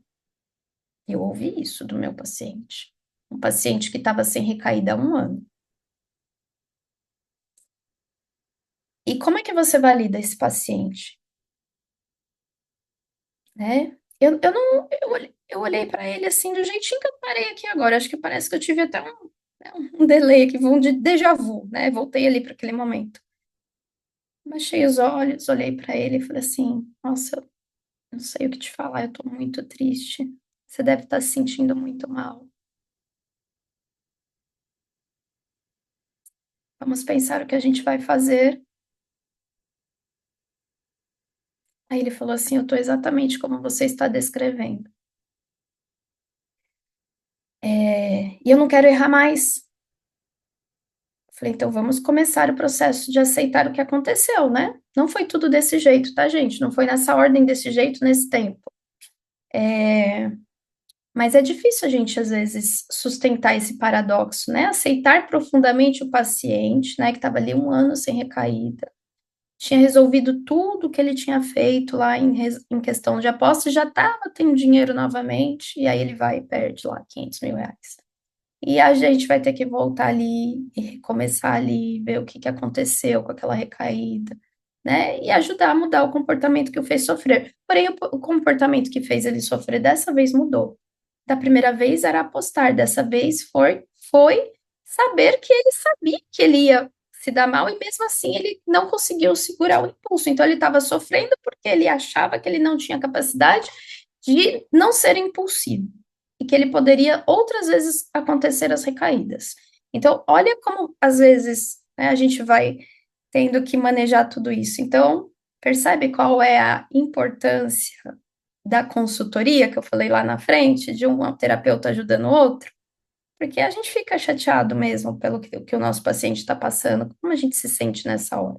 Então, essa postura exige um estilo validante. Quando ele me falou, eu fiz de novo, e eu validei a emoção dele. Eu validei o sentimento que ele estava se sentindo de eu sou um fracassado, eu vacilei de novo, eu fiz de novo, né? Porém, eu a emoção dele era justificada pela situação. E às vezes tem emoções que não são justificadas pela situação. Isso vocês vão aprender aprofundado no curso também. Então a gente tem um momento de validar quando tem que validar, e às vezes a gente tem que invalidar, a gente valida para depois invalidar onde tem que invalidar. Isso vocês vão ter que aprender também no curso. Eu não vou ficar dando muito aqui, senão eu vou ficar, o pessoal vai ficar aqui comigo até meia-noite, não vai dar certo. Então, a postura exige um estilo que a gente valide a emoção daquele paciente que a gente está recebendo, a gente tenha compaixão, né, pela dor dele, e que a gente seja direto, e tudo ao mesmo tempo. Eu tenho que saber a hora certa, né? Muitas pessoas aqui não devem lembrar daquela propaganda das facas guinsos, né, que tinha quando eu era criança, faca guinso, né? Você tem que saber a hora certa de você fazer tudo isso, e isso é muito difícil, tá? Mas essa é a síntese teórica aí da DBT. Então, a gente falou da terapia comportamental dialética, DBT. Fechamos aqui a parte da teoria, né? Agora a gente vai falar da teoria da aceitação e compromisso, que vai falar mais da questão da flexibilidade psicológica e contextualismo funcional. Pode passar. Então, vamos lá. Vamos à origem, né? A ACT, ela nasce na terceira onda das terapias comportamentais, né? Então, a gente vai vendo que tudo que fala de abordagem comportamental tem as historinhas das mudinhas lá. Então, junto com as abordagens como a DBT, a FAP, a terapia baseada em mindfulness, tem uma terapia chamada baseada em mindfulness também, para quem não conhece, existe. Elas têm algo em comum. Elas perceberam que o problema não é sentir, é a gente lutar com o que a gente sente. O Stephen Hayes, que é o criador da ACT, ele era um pesquisador da análise do comportamento. E ele sofria de ataques de pânicos graves. O que é um ataque de pânico grave? É aquele que a pessoa fica disfuncional, não consegue levantar da cama, passa mal, vai para o hospital, tem que tomar remédio lá na veia, né? Tem que tomar ali um calmante forte, um sossega-leão, porque, né, a fisiologia ali do corpo recebeu ali adrenalina de enxurrada, de balde, né? Tá a mil, né? Já subiu tudo que tinha direito, não deu conta e teve que ir para o hospital mesmo, né? Então, coisa grave. Então, quando ele tentou aplicar as técnicas tradicionais, quando a gente trata um paciente pela terapia cognitiva comportamental, que é a técnica, né, que a gente chama aqui de tradicional, o que a gente ensina para um paciente que tem ataque de pânico? A gente ensina relaxamento muscular de Jacobson, a gente ensina respiração diafragmática, a gente faz o paciente entender que talvez o pensamento tenha causado a emoção e a emoção ficou muito intensa, a gente ensina ele a reestruturar o pensamento, a gente vai trabalhando assim, não é assim que a gente faz? Ele percebeu que o dele não estava resolvendo. E, E às vezes a gente, como terapeuta, a gente tem alguns sintomas, e às vezes a gente se dá conta que algumas coisas não, que a gente aplica com o paciente, às vezes a gente vai fazer com a gente e também não tá dando bom, não. Aí é hora da gente procurar alguém para ajudar a gente também, não é assim que funciona? Mesma coisa, ele percebeu que estava dando certo, uma coisa que ele já tinha um conhecimento ali, que eram técnicas tradicionais, que ele estava tentando pôr em prática com ele mesmo, né? Porque as terapias contextuais, né, principalmente a TCC, ela traz muito aquela coisa da questão da gente ser o nosso próprio terapeuta, de ensinar o paciente a ser o próprio terapeuta. Isso acontece com as outras abordagens também, né? Você vai repertório quando você faz terapia, o paciente vai estar no repertório. Então, provavelmente numa alta, ele só vai voltar se ele tiver uma situação muito diferente que ele não saiba resolver. E aí ele volta, né? Quando a gente aplica a terapia de forma bem feita e trabalha dentro do que aquele paciente tem de sofrimento, e ensina ele bem as habilidades, ele consegue compreender o que acontecia, ele sai da terapia de alta sabendo resolver até problemas que virão. Então, ele vai voltar para você só se tiver alguma coisa que ele não está conseguindo realmente lidar, que às vezes é mais que tem uma hierarquia ali, um peso muito grande para ele. Foi isso que aconteceu com o Reis, né? Ele tentou aplicar as técnicas, não deu certo, percebeu que quanto mais lutava, pior ficava, quanto mais ele ficava tentando fazer, pior ele ficava. Aí ele conseguiu, né, pensar sobre essa situação. Pode passar. Então, dessa situação que o Steven Reis passou, surge uma pergunta. Se o sofrimento não foi causado pela presença da dor, então foi pela tentativa de evitá-la?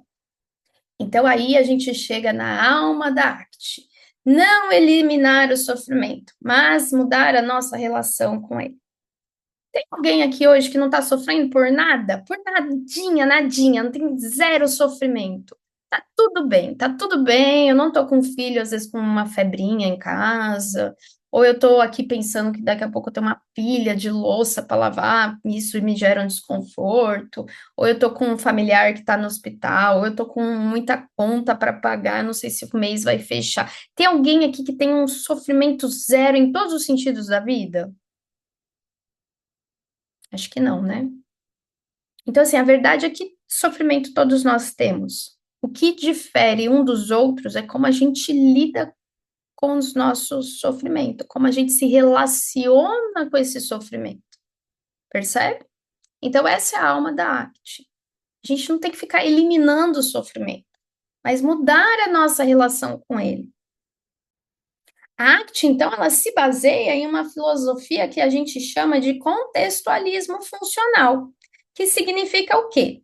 Que o comportamento humano, inclusive o pensamento e a emoção, só faz sentido dentro do contexto e da função que ele exerce. Então, eu preciso ter um contexto para aquele pensamento ali fazer sentido. Em vez de perguntar por que você pensa assim, a ACT pergunta o que esse pensamento faz com você nesse contexto. Ela não para a frase no que esse pensamento faz com você. Ela continua nesse contexto. Então, um contexto, ele é muito importante dentro da ACT. E aí, de repente, eu me deparo na clínica com um paciente que eu já, nossa, eu tô suando com aquele paciente. Ele é um pensante. Vocês já tiveram um paciente pensante? Eu já até desisti de chamar de pensamento ruminante. Eu falo que eles são pensantes, que eles pensam tanto, eles ruminam tanto os pensamentos, e eles têm uma dificuldade tão grande de flexibilizar aquele pensamento, que eles ficam ali acelerados o tempo todo. Eu falo que eles são pacientes pensantes, né? E aí eu começo a usar com eles o quê? A DBT está funcionando? Não, já sabe a habilidade. Já tentei modificação cognitiva, que é uma coisa que vocês vão aprender dentro da DBT. Já tentei um monte de coisa, não rola, não rola, não rola. Então, eu vou de ACT. Já tentei TCC, já tentei DBT, não tá rolando, não tô conseguindo melhorar aí a situação dele se relacionar com esse sofrimento. O sofrimento não sai do pensamento dele, ele não para de pensar, é o tempo todo pensando, pensando, pensando, pensando. Sabe quando o computador ele dá um bug e você fica tentando entrar e ele fica lá, aquela bolinha girando? É o paciente pensante, ele fica lá girando e não sai daquilo. Travou geral. Então, é aí que a gente vai usar ACT, que esse pensamento faz com você, nesse contexto. Então, nós não buscamos eliminar sintomas, mas entender sua função na vida do paciente. Então, a gente vai entender a função daqueles sintomas na vida daquele paciente. Qual que é o exemplo? Um paciente que pensa, não sou bom o bastante. Vocês conhecem essas frases? Essa frase aqui é muito terapia cognitiva comportamental, né? Não sou bom o bastante. Aí você vai lá reestruturar esse pensamento, né? Você vai trabalhar com ele a reestruturação do pensamento. Eu já vejo aqui todo o protocolo da TCC aqui, quando eu leio uma frase assim. Porém, ele lá não funciona com o meu paciente. A TCC não está funcionando. Aí eu vou usar a ACT. O que que eu vou fazer? Na ACT, não tentamos provar que ele é bom. Perguntamos: quando esse pensamento aparece, o que ele tenta te proteger de sentir? Por que esse pensamento está aparecendo para você? Ele está te protegendo de sentir alguma emoção aí que você não gosta? Você está tentando evitar a emoção? Talvez você está com medo de rejeição, e ao tentar evitar esse medo, ele se afasta do que dá sentido à vida. Então, pacientes muito evitativos também, que fazem muita evitação emocional, né? Eles são meio que aqueles pacientes. Eu conheço assim os pacientes que são evitativos. Vou dar um exemplo para você, para vocês que eu percebo, são os pacientes mais monossilábicos. Quem tem paciente monossilábico aí? Você fala assim, oi, tudo bem? Tudo? Como foi sua semana? Como que estão as coisas? É o monossilábico, né? Ele tá lá com você já tem um tempo de terapia, ele até tem ele tem confiança em você, ele conta as coisas, mas é tudo assim muito se você perguntar, ele responde monossilabicamente. Geralmente puxa o fio que é paciente evitativo. A gente tem que puxar o fiozinho desses pacientes, tem que fazer eles para fora ali o que eles precisam falar, tem dor ali. Então, isso é uma coisa importante aí para vocês conhecerem aí sobre pacientes que falam um pouquinho, que são monossilábicos, avaliar ali se não é um paciente evitativo. Pacientes evitativos têm a tendência de serem pacientes que têm esse tipo de pensamento, e aí quando a gente puxa, vem tudo, tá, gente? Vem pensamento, vem emoção, vem. Então, a gente vai trabalhar nessa linha, pode passar. Olha lá, ele pensa, ele evita, ele tem um alívio momentâneo, mas ele tem uma vida mais restrita. Ele fica ali. Tem um videozinho no YouTube que chama O Visitante Inesperado. Se vocês colocarem no Google o Visitante Inesperado ACT, vai aparecer nos vídeos esse desenho. É uma metáfora da ACT, que fala exatamente de como que vocês vão entender exatamente o que eu estou explicando aqui se vocês assistirem esse videozinho. O como a vida da pessoa fica mais restrita porque ela está presa no pensamento dela para evitar que o pensamento venha. Ela fica ali. Aí ele vai voltar, ele vai voltar, ele vai voltar, ele vai voltar, e ela está ali perdendo tempo. Ela não está fazendo nada da vida que não seja o quê? Controlando o pensamento para ele não voltar. E nessa questão de tentar controlar para evitar que o pensamento volte, ela até sente um alívio momentâneo. Ela fala, ai, ele não tá aqui, porque ela tá pensando que ele não vai voltar. Mas ela tá ficando restrita, porque ela mudou o pensamento. Ele não vai voltar, ele não vai voltar, eu vou deixar ele, não vou deixar ele voltar. Percebe? Tô dando um exemplo, tá, gente? É bem um exemplo assim, não é terapêutico, não é visto na clínica. Eu tô falando como que seria se fosse, né, a gente desenhar aqui um modelinho, né? Mas assistam o Visitante Indesejado, escrevam ACT no YouTube que vocês vão entender exatamente o que eu estou tentando explicar aqui. O que acontece? O sofrimento, ele não vem do pensamento em si, mas do movimento da evitação que ele gera. Se eu tiver um pensamento que me cause um mal-estar muito grande, como é que eu vou me sentir? Eu vou me sentir muito desconfortável, eu vou sentir dor, eu vou sentir sofrimento, né? A gente pode dar um exemplo, deixa eu ver, alguém tem um exemplo, quer me ajudar um exemplo no chat? Pode até dar, mas vamos pensar, uma pessoa que tem muitos ciúmes, vamos pensar, vamos pensar numa pessoa ciumenta, e aí ela tá pensando que companheiro ou companheira dela tá traindo ela. A pessoa sai, ela pensa, ai, ele tá me traindo, ele tá me traindo, ele tá me traindo. Não, ele não tá me traindo, ele tá no trabalho, ele acabou de me ligar, ele tá lá, ele tá trabalhando. A pessoa bate ponto, tem tudo ali para evidenciar que não tá traindo ela já sabe disso.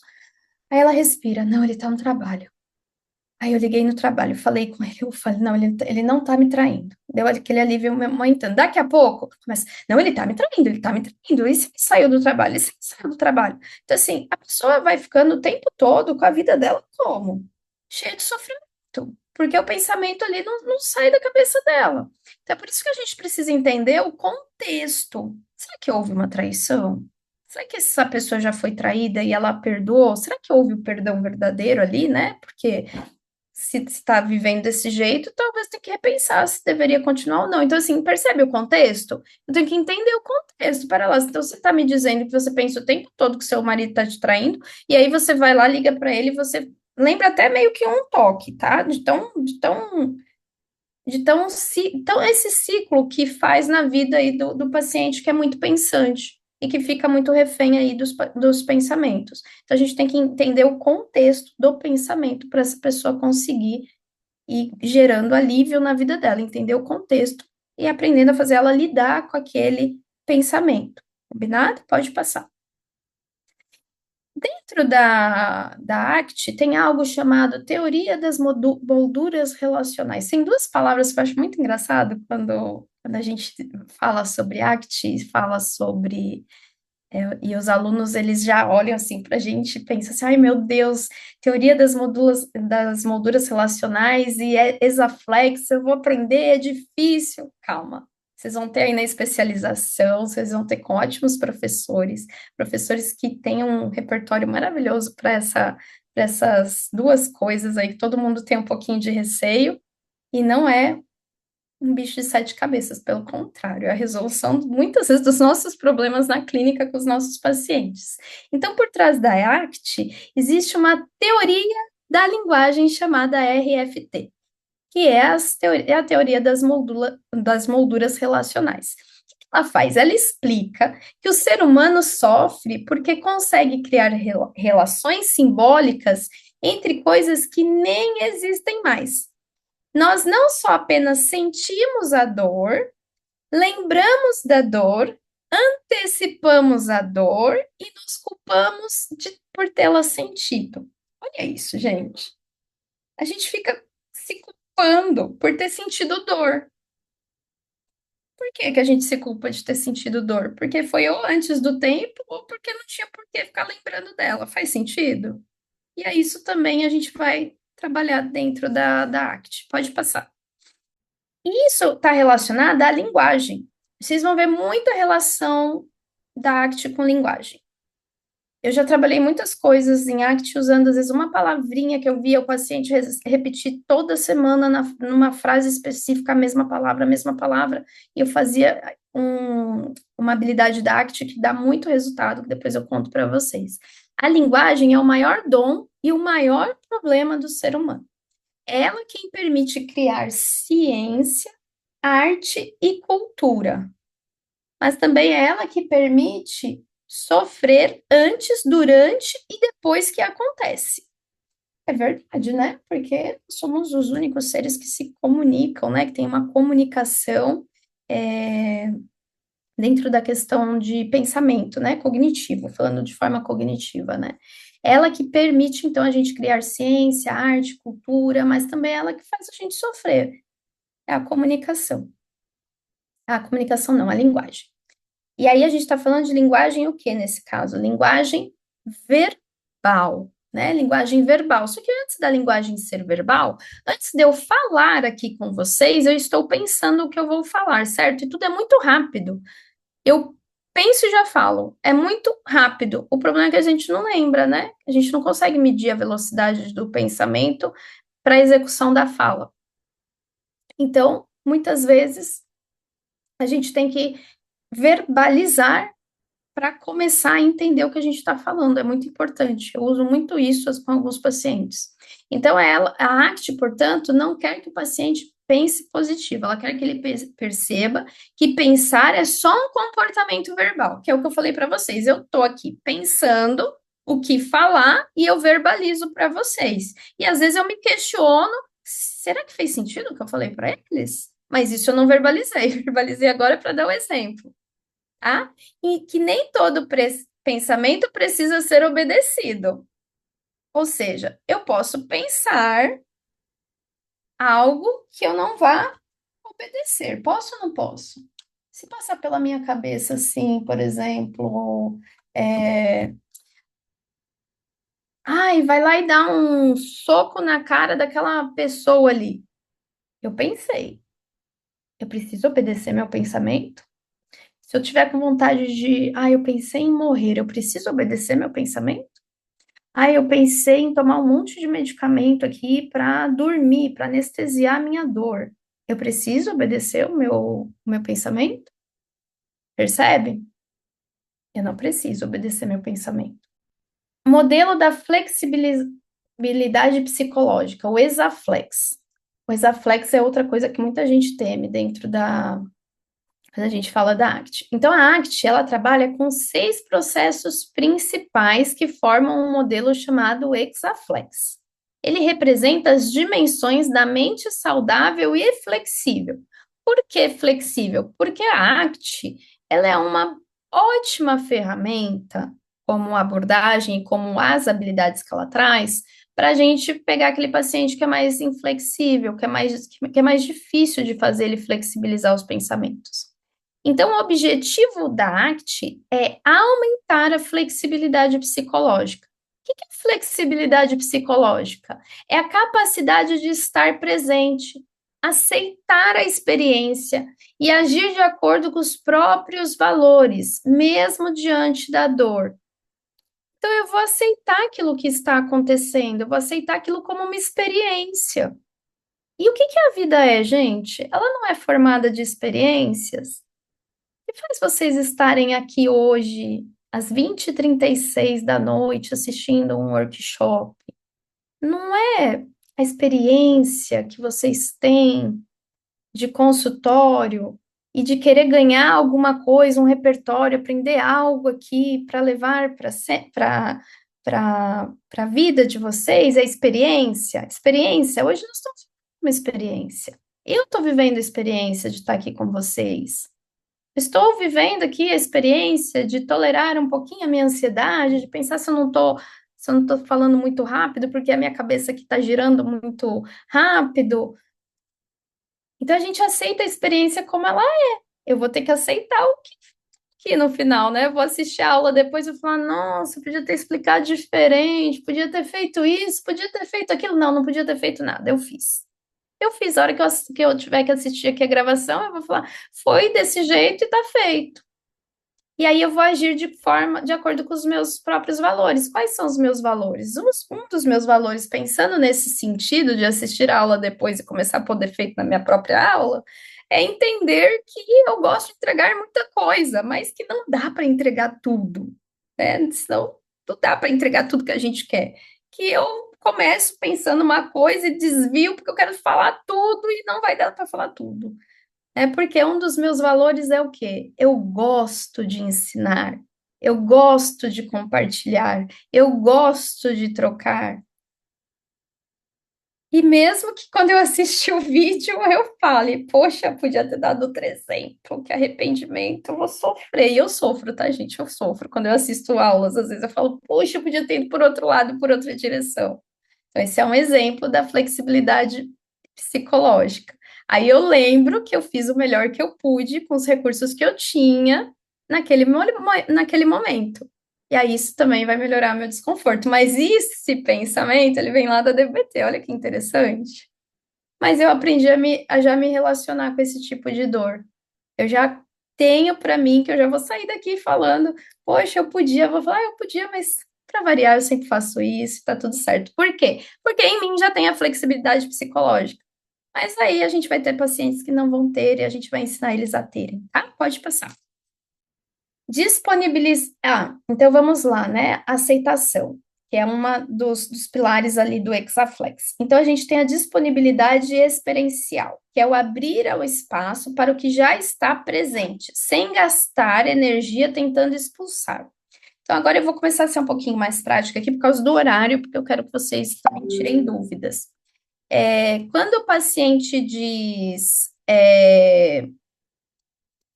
quero parar de sentir ansiedade, eu posso responder ok?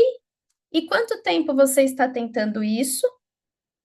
Normalmente há anos. A ACT ensina que quanto mais tentamos controlar emoções, mais elas nos controlam. Aceitar é permitir que o desconforto exista sem que ele dite nossas escolhas. A aceitação da ACT e da DBT são aceitações diferentes, tá, pessoal? Depois vocês vão se aprofundar no curso, vocês vão ver a diferença. Disfusão cognitiva é a habilidade de ver o pensamento como um evento mental, não como uma verdade. É um evento mental. Por exemplo, eu uso muito isso em sessão com os meus pacientes. O pensamento, eu sou um fracasso. É igual o da TCC, lembra que eu falei que a gente vê a TCC aí para reestruturar? Em vez de tentar substituí-los por sou capaz, a ACT convida a observar. Eu estou tendo um pensamento de que eu sou um fracasso.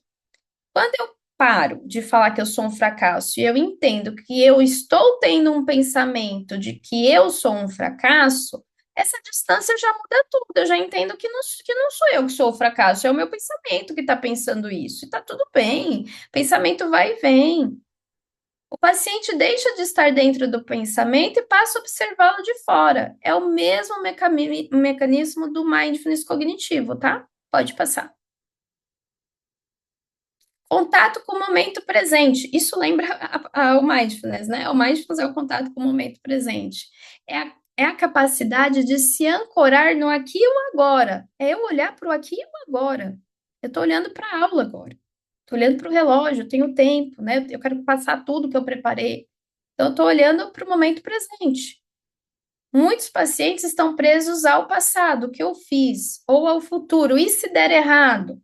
Geralmente é isso que a gente tem, né? Mas nunca tem paciente no presente, né? A gente só tem paciente nesses pontos. Estar no presente permite interromper a fusão com a narrativa mental e retornar à experiência direta. Que experiência que eu estou vivendo aqui e agora? Eu estou dando aula e vocês estão assistindo. Essa é a nossa experiência direta. Self como contexto. Na ACT, o eu não é o conteúdo da história. Eu sou isso, eu sou aquilo. O eu é o espaço onde a história acontece. A pessoa não é o pensamento, sou um fracasso. Ela é o contexto que observa esse pensamento. Essa distinção, gente, ela é libertadora. Já falei ali no outro slide. Quando o paciente entende que não é o conteúdo da mente, ele ganha uma perspectiva de testemunha, não de refém. Eu já fiz isso lá no outro slide com vocês. Valores. Valores não são metas, são direções. As metas, elas têm fim. Quero emagrecer 5 quilos. Quando eu emagrecer 5 quilos, acabou a minha meta. Valores nunca terminam. Quero cuidar do meu corpo com respeito. Eu quero ter respeito pelo meu corpo. Lembra lá da panela de brigadeiro? Eu não vou ficar comendo uma panela de brigadeiro, porque eu quero ter respeito com o meu corpo. Esse valor nunca vai terminar em mim. Quando a pessoa vive guiada por valores, o sofrimento ganha contexto. A dor não some, mas passa a servir a algo. A vida com sentido não é a vida sem dor, é a vida que a dor tem lugar. Ação comprometida é o último processo e talvez o mais bonito que a gente vai ver. Significa agir de acordo com os seus valores, mesmo quando a mente grita o contrário para a gente. É o oposto de agir pelo alívio momentâneo, né? Porque tudo a gente quer para agora. E não, o alívio não é para agora, né? Não é momentâneo. Por exemplo, um paciente com medo social que decide participar de uma reunião porque valoriza a conexão mesmo ansioso. A arte não quer que ele espere a coragem chegar. Se ele for ficar esperando a coragem chegar, gente, ele não vai participar de nada nunca, né? Ela quer que ele haja com medo, mas em direção ao que importa, o que tem valor para ele. Aquilo que é a ação comprometida. Então, é uma ação comprometida com o quê? Com os meus valores. Tem valor para mim. Então, aqui a gente terminou a terapia da aceitação e compromisso. E aqui a gente vai fazer a integração das duas. Como que a gente pode trabalhar as duas na clínica? Pode passar. A necessidade de integração. Então, vamos lá. A clínica hoje, ela está cheia de pacientes que sobrevivem, mas não vivem, né? Elas estão só existindo, vamos dizer bem assim, né? Estão só existindo. E a DBT, ele faz o paciente parar-se de se destruir. A ACT ensina a construir uma vida que vale a pena ser vivida. Mas olha que interessante, eu pus essa frase da ACT porque essa é uma frase muito comum vista no DBT. A gente usa muito essa frase na DBT, ela é uma frase da DBT, uma vida que vale a pena ser vivida. Mas a ACT também vai me levar a uma vida que vale a pena ser vivida. E a DBT vai fazer com que aquele paciente, né, que tem um pouco mais de gravidade, de desconforto, ele pare de se destruir. Então, por isso, quando a gente integra as duas abordagens, a gente não está misturando técnicas, mas a gente está reconhecendo quando cada lente é necessária. Se eu vou pela DBT, se eu vou pela ACT, se eu uso a DBT como base e pego umas ferramentas da ACT, estou falando dessas, mas eu posso pegar ferramentas de outras abordagens, como análise do comportamento, FAP, Mindfulness, enfim, tá? Mas eu estou dando só o exemplo das duas aqui. Então, a gente sempre vai ter uma abordagem que vai ser a base do tratamento, que não vai impedir que a gente use as estratégias das outras abordagens. Por isso que a gente fala dessa integração das terapias contextuais.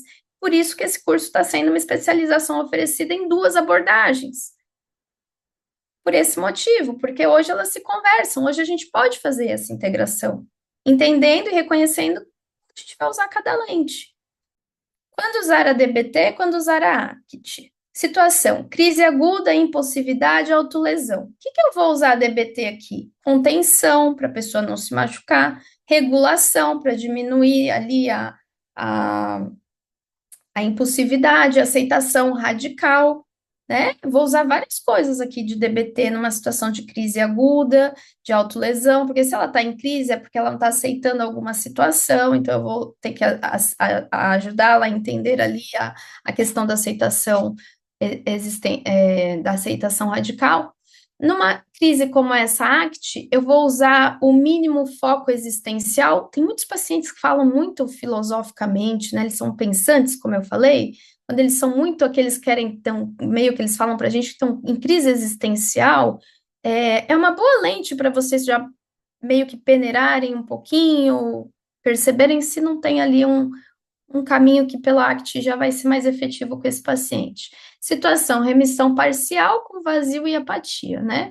Na DBT, a gente vai trabalhar manutenção de habilidades, né? Quando o paciente entrar em remissão parcial.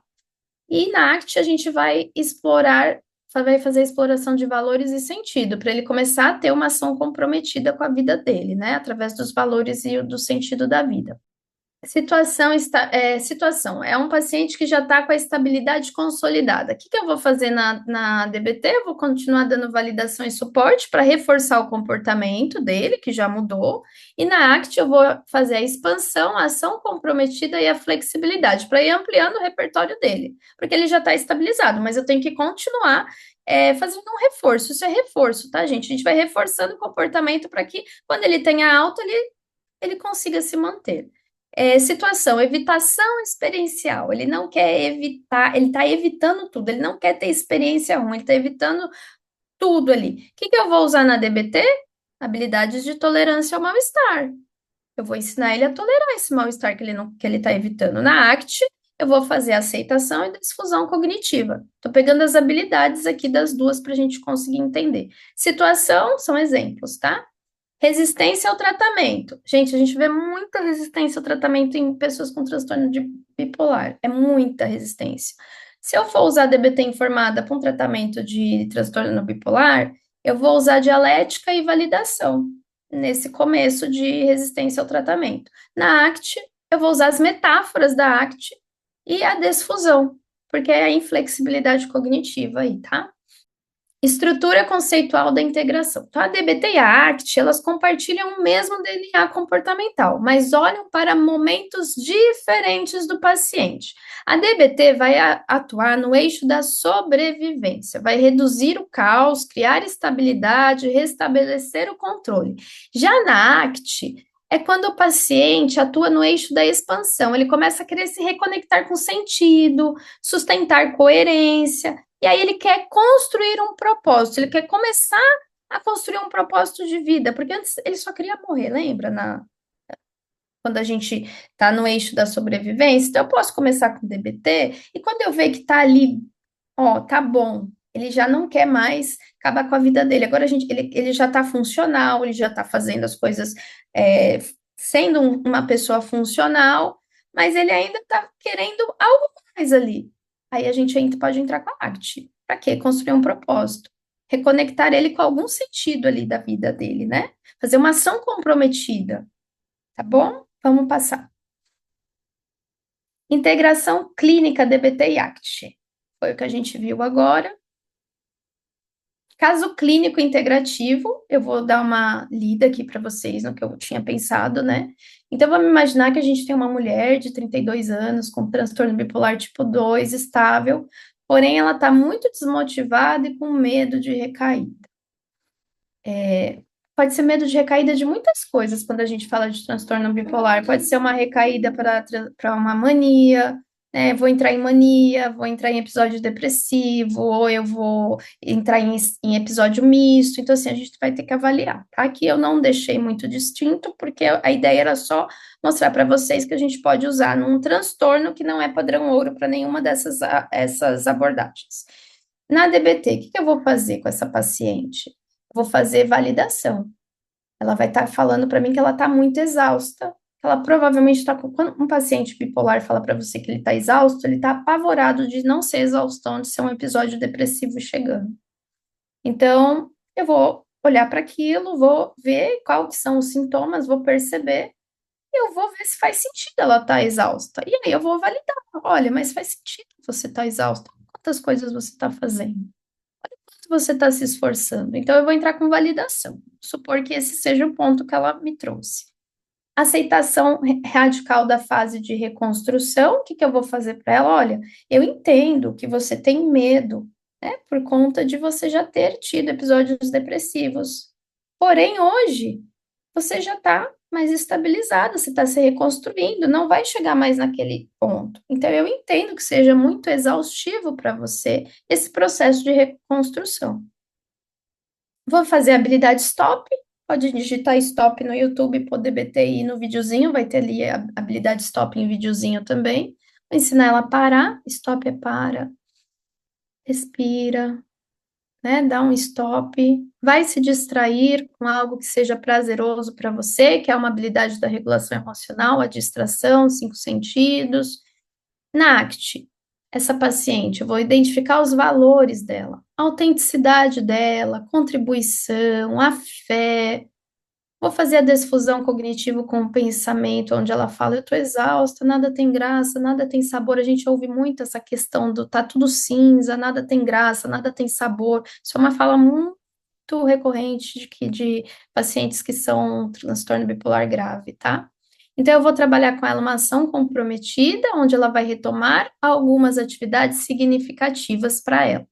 E é sempre micrometas, tá? Tanto na DBT como na ACT, gente, trabalha com micrometas. E se o paciente não conseguiu, fala: olha, eu entendo que você não conseguiu, então vamos tentar reduzir um pouquinho mais essa meta? Ela já estava micro, vamos deixar ela um pouquinho menor? Não fica dando meta grande para o paciente, porque vocês podem perder o paciente, tá? Eles voltarem porque eles não conseguiram fazer e ficaram envergonhados. Eu já vi isso acontecer muito na clínica. Então, a gente vai validando que é difícil, mas que a gente precisa continuar tentando, mas a gente vai diminuir, então, até chegar no ponto que a gente veja que ele consiga fazer para ir motivando ele quando ele traz aquilo feito, né? Aquela atividade significativa, ele chega para você e fala: eu consegui. O que que você conseguiu? Eu consegui ouvir uma música. Você comemora com ele: poxa, ele conseguiu, né? Foi uma micrometa que eu fui diminuindo, mas deu certo. E aí a gente vai aumentando de novo. Combinado? Caso clínico integrativo fizemos. Podem me seguir lá no Instagram, Podem me perguntar no direct, tirar dúvidas, eu adoro ajudar, eu adoro responder. Eu mesmo que respondo, sou eu mesmo que cuido do meu Instagram. Eu espero que eu tenha contribuído, tá? Se a aula ficou um pouco confusa, porque a pessoa que explode no pensamento quer entregar tudo, mas não dá para entregar tudo, né, Alexandre?